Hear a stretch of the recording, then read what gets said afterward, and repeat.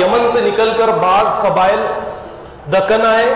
دکن آنے کا ان کا مقصد یہی تھا، اور اسی مقصد نے ہمارے آبا و اجداد کے اندر جو کردار پیدا کیا یہ کوئی معمولی کردار نہیں تھا. یہ آنے کے بعد میں انہوں نے دیکھا کہ دکن کے اندر کافی غریبی ہے، غربت ہے، یہاں پر یتیم ہے، بیوہ ہے.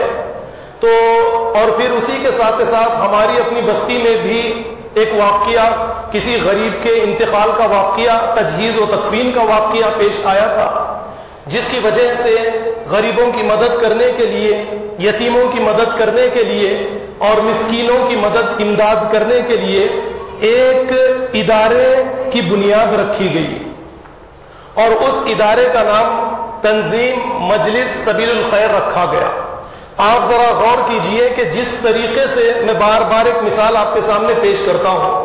ایک چھوٹا سا بیج رہتا ہے، یہ بیج جب زمین میں ڈالا جاتا ہے تو یہ بیج کی حفاظت کرنے کے بعد میں یہ بیج اپنی ترقی، ارتقائی منازل کو دھیرے دھیرے دھیرے طے کرتا چلا جاتا ہے، اور کچھ سالوں کے بعد میں ایک مضبوط درخت بنتا ہے، اور اس کے بعد میں یہ پھل پھول آکسیجن اوروں کو دینا شروع کر دیتا ہے.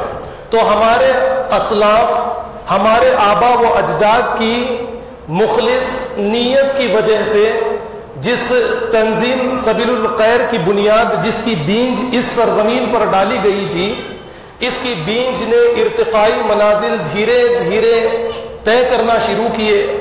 اور اس کے بعد میں آپ آج کے اس دور میں آپ دیکھتے ہیں، ہم دیکھتے ہیں کہ یہ ایک مضبوط، ایک پائیدار پھل دینے والا درخت بن کے ہمارے سامنے آ چکا ہے.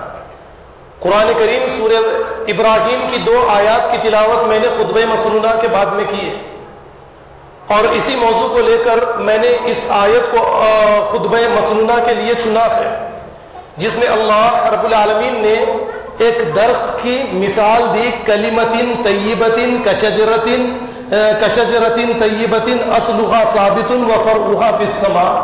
اللہ تعالیٰ ایک پاک کلمے کی مثال ایک درخت کے جیسی تمہارے سامنے دیتا ہے، اور پھر اللہ نے فرمایا کہ اس کی جڑیں زمین میں مضبوط ہیں اور اس کی ڈغالیاں، ٹہنیاں آسمان میں پھیلی ہوئی ہیں. اصلها ثابت.